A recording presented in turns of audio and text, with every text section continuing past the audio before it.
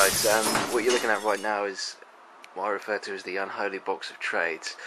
This is all the stuff I've been trying to trade in my videos that no one wants. And I'm in the middle of a marathon session of listing them all on eBay, which, as you can imagine, is extremely riveting. But that's not why I'm doing this. Today, the first time in absolutely ages, I went out and basically just bought some new/old games. It might not seem like the first time in ages because there's a lot of pickups videos on my channel recently, but most of those are from a couple of months ago, where I just had hordes and hordes of games, and now that I put the sort of footage on the right hand on the screen, it takes longer to make videos, so every time I'm buying a game I'm capturing footage and then uploading it and and thus there's a bit of a backlog and I've fallen behind, but the spending spree has died, and basically it's payday today, and these are the sort of scraps I've treated myself to. And it's from Blockbuster, and it's basically 6 PlayStation 2 games from their 3 for 10 collection. And it looks, when you go in there, it looks like just an absolute dump. Like there's thousands of copies of Pro Evolution Soccer and FIFA and all these sort of sports titles no one cares about, and by that I mean old ones. But amidst them, if you really do a search and spend a good half hour in there, which is what I do, you'll find things like this. So check this one out. So the first one in 3 for 10 is Dark Chronicle for the PlayStation 2. Now this is a fantastic sort of action style RPG. It really is brilliant, and it's just it's strange. It's not rare. I mean, it's hard to express. Online, people will pay £15 to £20 for this. Okay. And for some reason where I live, I keep finding copies of it for like a lot less money, and what I do is just pick them up and sell them on eBay, and I've actually managed to acquire 3 copies of this so far, each for sort of $2.99. Well, 2 of them are $2.99, and this one, the one before this was in 3 for 10, so that was technically £3.33. So basically I spent under a tenner for 3 copies of this, and I've actually made 46 quid between all the copies I've sold. So online people just go crazy for this. So if you ever see a copy of Dark Chronicle, and like me you don't have a conscience, if you see one cheap, go ahead and list it on eBay, because you'll make a bunch. And yeah, the first one I actually listed on eBay for 15 quid sold within an hour, so it's quite ridiculous. It's in good shape, and it is a really good game. And it is worth the extra money, but it's just funny that around here I keep seeing them for $2.99. So I'm going to take advantage of that as best I can. So that's Dark Chronicle. Went a bit RPG mad, basically, because I've recently been playing a lot of PlayStation 1 RPGs, and I figured why not try out the PS2 sequel. So this is Ark: Twilight of the Spirits. Now the lad games, I believe, this is the series, started out on the PS1, and there's a sort of trilogy of them. I don't know a great deal about them, but apparently they're pretty good RPGs, sort of 8 out of 10 at the time kind of range. Don't know how well this one was received, but obviously it was the first entry in the series on the PS2. And I don't know much about the series. For all I know, this could be the last one. But it looks really interesting. Again, it was in the 3 for 10, so it comes complete with manual. Disc is in good shape, so that's awesome. Manual's in great shape. I'm really excited about playing this one. It's a really nice manual as well. But again, this is pretty much a blind purchase. Don't know much about it other than what I've seen in the PS1 games. Haven't actually played them yet. But another sort of cool thing about this is when I got home, I was checking the Dark Chronicle prices, listing it, as I mentioned before, on eBay.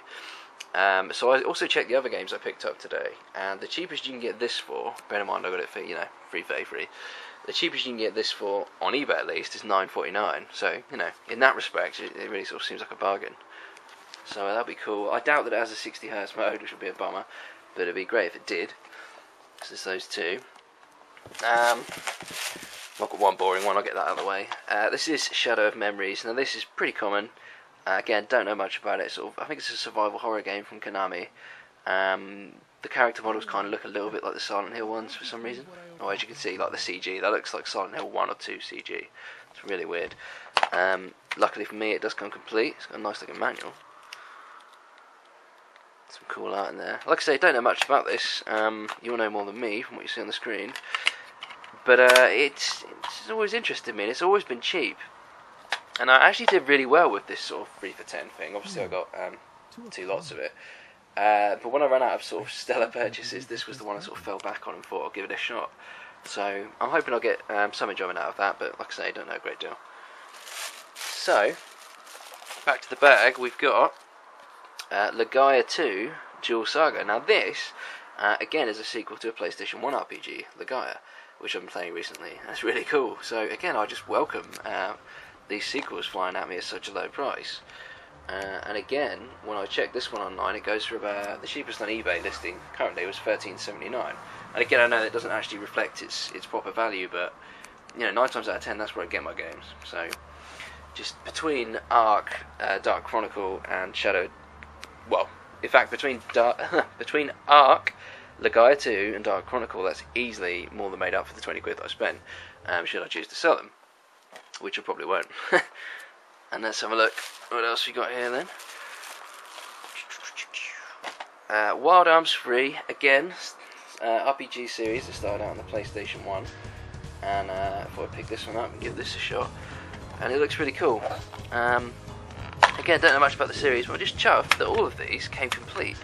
It's so rare that happens for Blockbuster. God bless him. Yeah, again, complete with manuals, just in really nice shape. I'm so happy with that. Just such an amazing influx of RPGs today, which I'm really pleased with. And the final one is, oh, look at that. Who said fantasies had to be final? That's absolutely pathetic. Anyway, obviously a dig at Square.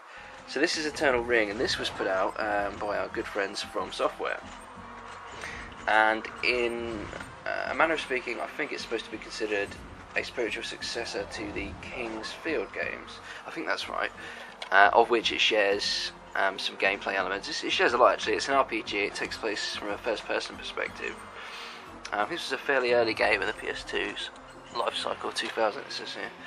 And I don't know, I've just been playing a lot of King's Field lately, and it's really fascinating. I mean, King's Field's primitive as hell when you play it on the PS1. Like, if you go up to a character model, their face is just scary, but for all the wrong reasons. It looks like a potato that someone's just beaten the shit out of, but it's actually supposed to be someone's face. And in spite of that, they're really atmospheric and just really unique games. So after having a stab at those and being content with the PS1 ones, you know, which are really badly dated, I thought, why the hell not go ahead and play a new one, and perhaps I'll have the same enjoyment with that.